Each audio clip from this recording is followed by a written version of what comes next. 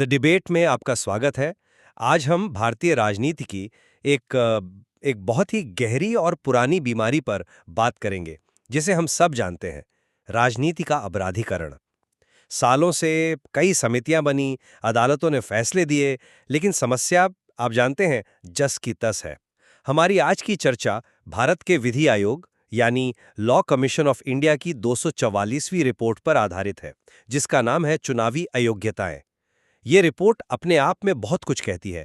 Report में एक चौंकाने वाला तथ्य ये भी है कि जिन उम्मीदवारों पर आपराधिक मामले चल रहे होते हैं, उनके चुनाव जीतने की संभावना साफ सुथरे उम्मीदवारों से लगभग दोगुनी होती है। तो इसी माहौल में आज हम एक बड़े सवाल पर बहस कर रहे हैं। क्या किसी उम्मीदवार को गंभीर आपराधिक मामलों में चुनाव लड़ने से तब रोका जाना चाहिए जब अदालत उसे दोषी ठहरा दे, जैसा कि आज होता है, या फिर ये रोक उसी वक्त लग जानी चाहिए जब अदालत पहली नजर में सबूतों को देखकर उस पर आरोप तय कर देती है? मैं ये पक्ष रखूंगा कि हमारे लोकतंत्र को साफ सुथरा रखने के लिए गंभीर अपराधों में आरोप तय होते ही रोक लगाना एक जरूरी और सोचा समझा सुधार है। और मैं इस बात पर जोर दूंगी कि दोषी साबित होने तक निर्दोष का जो सिद्धांत है, वो हमारे न्याय सिस्टम की बुनियाद है। सिर्फ आरोप तय होने के आधार पर किसी को चुनाव लड़ने से रोकना न सिर्फ इस सिद्धांत के खिलाफ है, बल्कि इसका गलत इस्तेमाल, मतलब राजनीतिक दुश्मनी निकालने के लिए भी हो सकता है।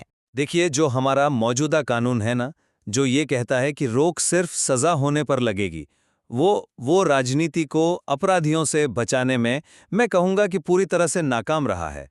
ऐसा क्यों है? क्योंकि हम सब जानते हैं कि असरदार नेताओं के मुकदमे दशकों तक, लिटरली दशकों तक चलते रहते हैं। सजा तो बहुत दूर की बात है। विधि आयोग की रिपोर्ट के आंकड़े ही देख लीजिए। 2004 से 2014 के बीच, मतलब 10 सालों में, राष्ट्रीय और राज्य चुनावों में 11,000 से ज्यादा उम्मीदवारों पर आपराधिक मामले चल रहे थे, लेकिन सजा न होने की वजह से उन्हें चुनाव लड़ने से कोई नहीं रोक पाया।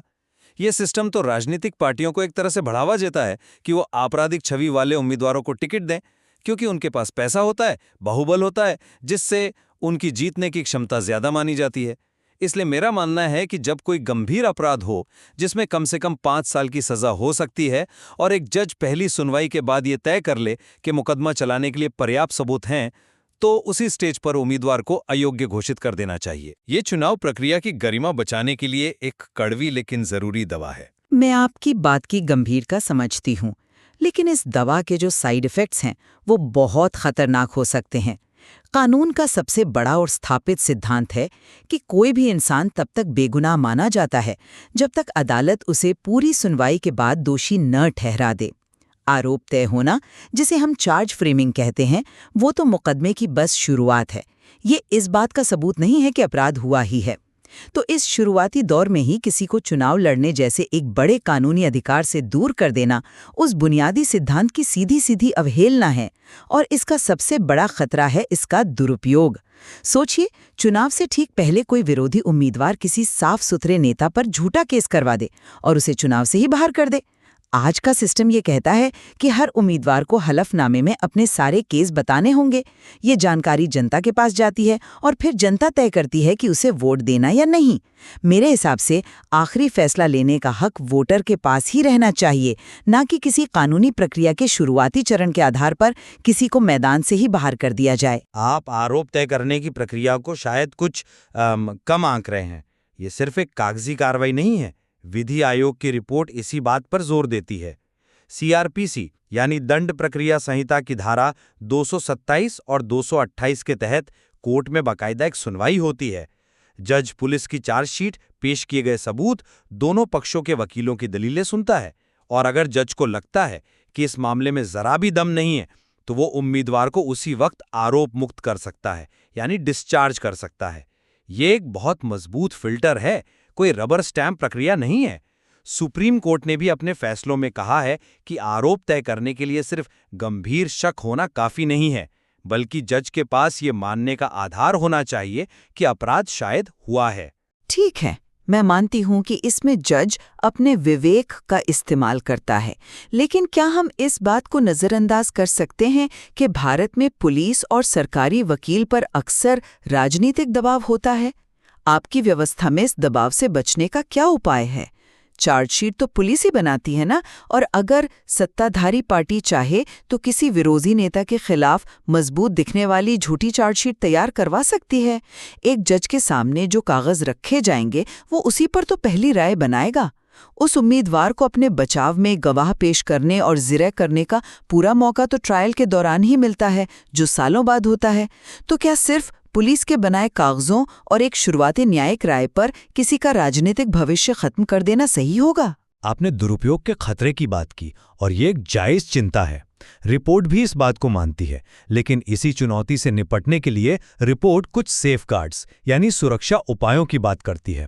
पहला, ये नियम सिर्फ उन गंभीर अपराधों के लिए लागू हों जिनमें कम से कम 5 साल की सजा का प्रावधान हो, मतलब हत्या, अपहरण, भ्रष्टाचार जैसे मामले, न कि छोटे-मोटे झगड़े। इससे हल्के-फुल्के जो आसानी से गढ़े जाने वाले मामले हैं, उन्हें बाहर रखा जा सकेगा। और दूसरा, एक और शर्त हो कि आरोप चुनाव की तारीख से कम 1 साल पहले तय हुए हों। इसका मकसद यही है कि कोई भी चुनाव को प्रभावित करने के लिए आखिरी मिनट में झूठे मामले ना बनवा सके। तो इन सुरक्षा उपायों के साथ हम दुरुपयोग के जोखिम को काफी हद तक कम कर सकते हैं। ये सुरक्षा उपाय सुनने में तो अच्छे लगते हैं, लेकिन असलियत में काफी नहीं है। 1 साल की समय सीमा का क्या तर्क है? ये तो एक तरह से मनमानी बात हुई। राजनीतिक दुश्मनी तो सालों तक चलती है और झूठे मामले भी सालों पहले दर्ज करवाए जा सकते हैं।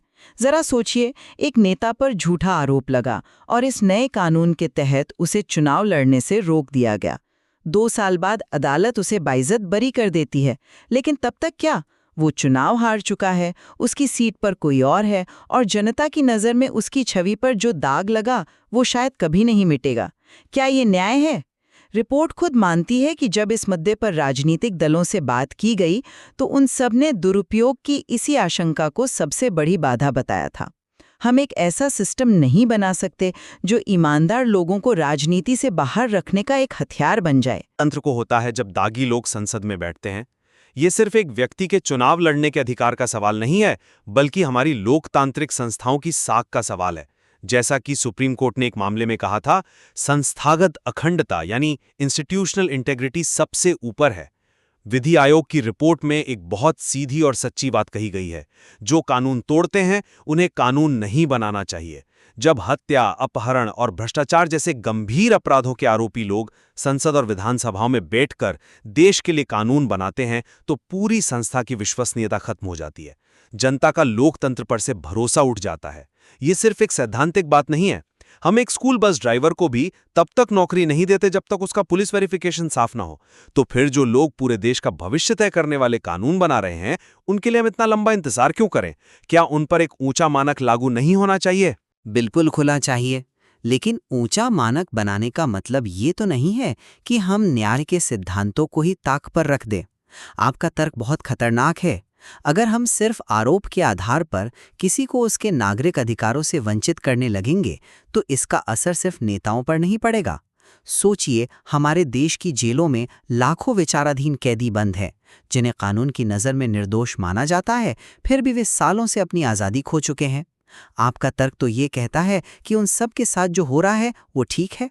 अगर कोई व्यक्ति दोषी साबित होता है तो कानून उसे निश्चित रूप से अयोग्य ठहराता है और वो बिल्कुल सही है, लेकिन सिर्फ आरोप पर ऐसा करना एक ऐसी ढलान पर फिसलने जैसा है जिसका कोई अंत नहीं। दोषी साबित होने तक निर्दोष का सिद्धांत हमारी न्याय प्रणाली की रीढ़ की हड्डी है।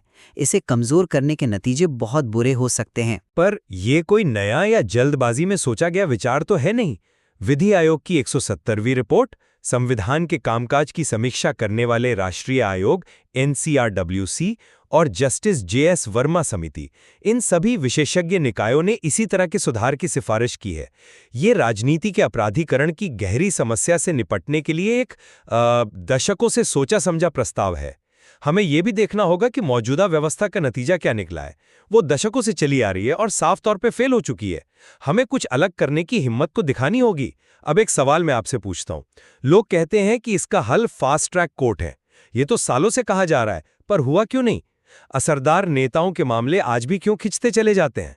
आपका सवाल वाजिब है। फास्ट ट्रैक कोर्ट का सिस्टम उतनी तेजी से काम नहीं कर पाया जितनी उम्मीद थी, ये सच है। इसके कई कारण हैं। जजों की कमी है, वकीलों द्वारा इस्तेमाल की जाने वाली देरी की तरकीबें हैं, मुकदमों का बोझ है। लेकिन इसका हल ये नहीं है कि हम शॉर्टकट अपना लें। हल ये है कि हम उस व्यवस्था को ठीक करें। सुप्रीम कोर्ट ने 2014 में निर्देश दिया था कि सांसदों और विधायकों से जुड़े मामलों को 1 साल के भीतर निपटाया जाना चाहिए। हमें उस निर्देश को सख्ती से लागू करवाने पर ध्यान देना चाहिए। अगर मुकदमे 1 साल में पूरे हो जाएंगे तो दोषी व्यक्ति वैसे भी अयोग्य हो जाएगा और हमें निर्दोषता की धारणा जैसे मौलिक सिद्धांत से समझौता भी नहीं करना पड़ेगा। बीमारी का इलाज करना चाहिए, सिर्फ लक्षण दबाना नहीं। व्यवस्था को कुशल बनाना, उसके मूल सिद्धांतों को कमजोर करने से हमेशा बेहतर रास्ता होता है। अंत में मेरा मानना है कि मौजूदा कानून राजनीति के अपराधीकरण को रोकने में पूरी तरह बेअसर साबित हुआ है।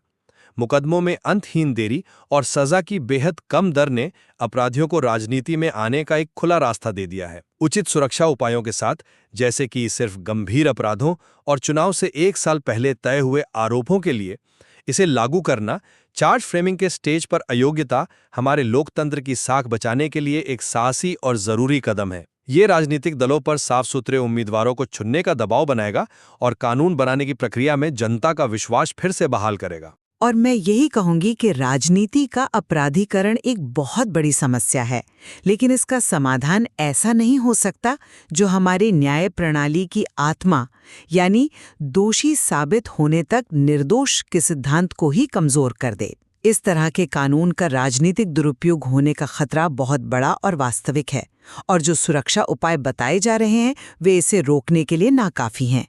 बेहतर रास्ता यही है कि न्यायिक प्रक्रिया में तेजी लाई जाए और मतदाताओं को हलफनामों के जरिए सही जानकारी देकर उन्हें अंतिम फैसला करने दिया जाए। एक लोकतंत्र में असली ताकत जनता के हाथ में ही होनी चाहिए और हमें उस पर भरोसा करना चाहिए।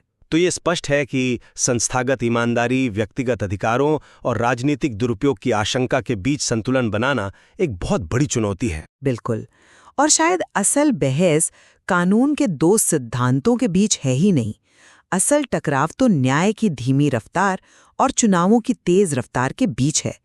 जब तक हमारी न्याय व्यवस्था चुनावों की तरह समय सीमा में काम करना शुरू नहीं करेगी, तब तक ये दुविधा बनी रहेगी कि लोकतंत्र की पवित्रता को बचाने के लिए कहीं हम न्याय के सिद्धांतों से समझौता तो नहीं कर रहे हैं। विधि आयोग की रिपोर्ट इन्हीं मुश्किल सवालों को हमारे सामने रखती है और ये दिखाती है कि एक स्वस्थ लोकतंत्र के लिए इस पर बात करते रहना कितना जरूरी है। इस सामग्री में सोचने और खोजने के लिए और भी बहुत कुछ